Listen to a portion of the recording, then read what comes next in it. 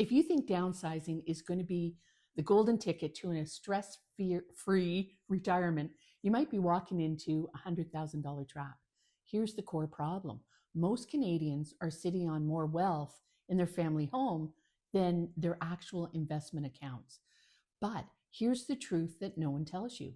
Between Ontario's massive friction costs, and I'll go over those in a minute, and a psychological success trap that goes against everything we're taught, downsizing can actually leave you poorer and more stressed than if you had just stayed put. In this video, I'm going to show you the real math of moving in today's market, the hidden emotional cost of going smaller, and the one test drive you must take before you ever put a sign in your yard.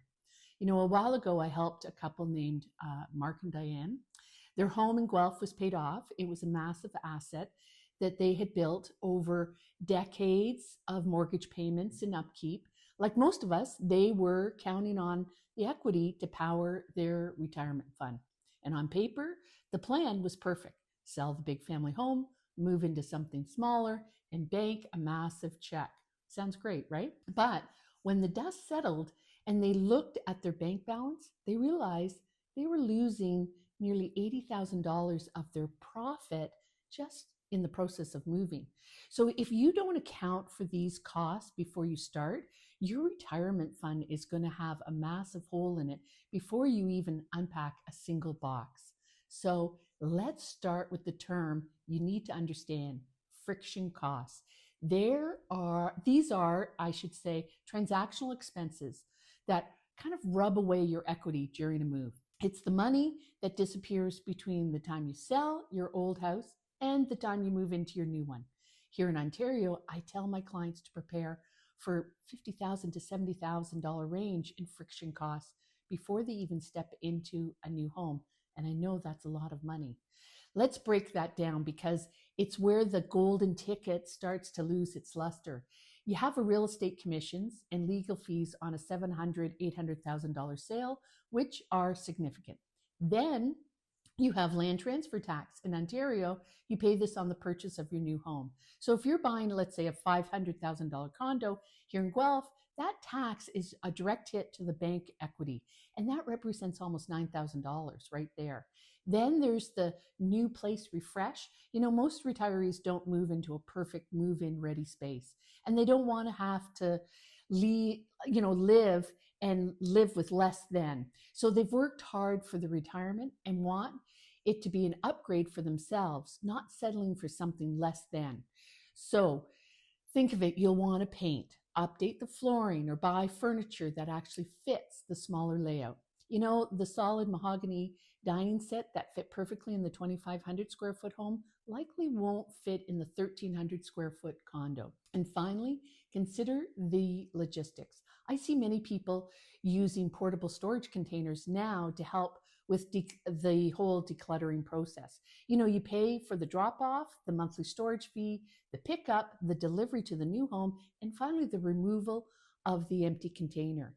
And by the time Mark and Diane, for instance, sat down to do the math, they realized that even though they were saving money on the purchase price, the friction of the move itself was eating into their retirement engine.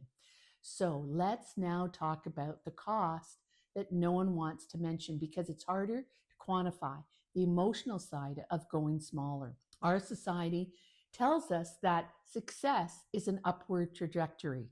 We're taught to get the big house, then the bigger house, then the larger yard. And over time, your house and the car and the trips, the lifestyle all become the symbols of your success.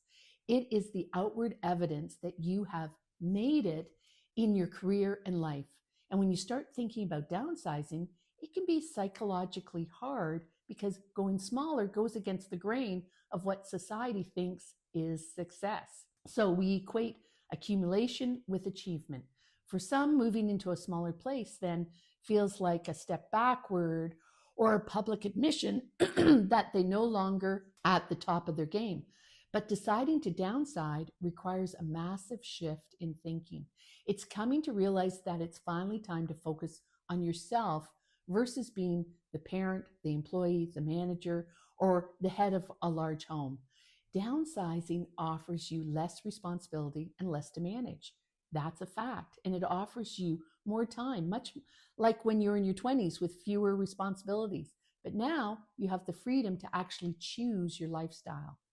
It's a transition from maintaining a monument to the past to creating space for your future. And then there's the deferred maintenance trap.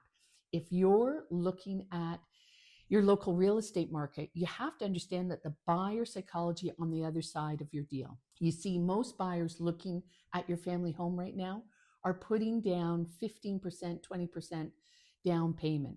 They're buying a mortgage payment. They can afford the monthly bill, but they can't afford $8,000 for a new furnace and AC unit, or $10,000 for, a roof that needs to be replaced in a year or so. This is where deferred maintenance catches up with you. Many longtime homeowners put off these big ticket items because of the very expense. You might think, well, I'll just let, the next person handle it. But in this market, those items will either kill your deal or result in a massive price reduction. Buyers are specifically looking for updated mechanicals because they don't really have the cash left over after closing to deal with them. Then you have to look at the ongoing costs. In Guelph, for example, property taxes for a detached home often run between $450 and $575 per month. Many retirees swap for a condo thinking they'll save money, but condo fees in our area range anywhere from $250 a month for a newer building to as high as $900 a month for an older building with a larger square footage. So if you aren't careful, you might end up paying more in monthly condo fees than you ever did in property taxes on your detached house. And unlike property taxes, condo fees can jump significantly if the building faces large repairs like a new roof or elevators or, parking. So how do you know if the trade-off is actually worth it? Well, I always recommend you need to test drive the lifestyle. Before you sell your home and commit to those $70,000 friction costs, I always recommend trying it out first. Rent a condo for a short-term rental if you can, or at least book an Airbnb in a neighborhood or building you're considering for a month or two, or close to the building that you want. Yes, it costs money, I realize that, but spending a few $1,000s on a short-term rental is a strategic investment. It may save you from buying something that doesn't actually fit the lifestyle that you want. See, if you can handle the noise of neighbors or the strict rules of the condo board, see if you actually miss having a backyard. One couple I worked with, their profit was $250,000 on their downsize, but they were miserable within a year because they missed the community they'd spent 30 years building. Downsizing is a powerful tool, and it is not a silver bullet. For many, it's about emotional and physical relief. Getting a house to stop owning you. When you move to a smaller footprint like a bungalow or a well-managed condo, it can feel like a massive weight being lifted off your shoulders. That's how we felt when we moved into ours. It also makes sense as a strategic lifestyle play. Maybe you want to be closer to your grandkids, or you're tired of the maintenance of the large yard that you have. But you have to do the math correctly. If you are sitting on 800, 900,000 or more property with no mortgage, but your RSPs aren't quite where they need to be, unlocking the capital can turn a budget retirement into a dream retirement.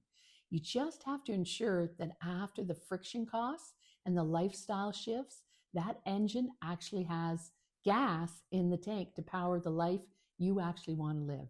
You want to help running the actual numbers for your specific home in, let's say, Guelph, Waterloo region. I've put links below where we can connect and look at your equity. And if you're worried about the condo side of this move, you'll definitely want to watch my other video, Buying a Guelph Condo, Huge Mistakes to Avoid. It breaks down exactly what to look for so that you don't get stuck with surprise fees or bad neighbors. I'm Deirdre Dunn, and I'll see you in the next video.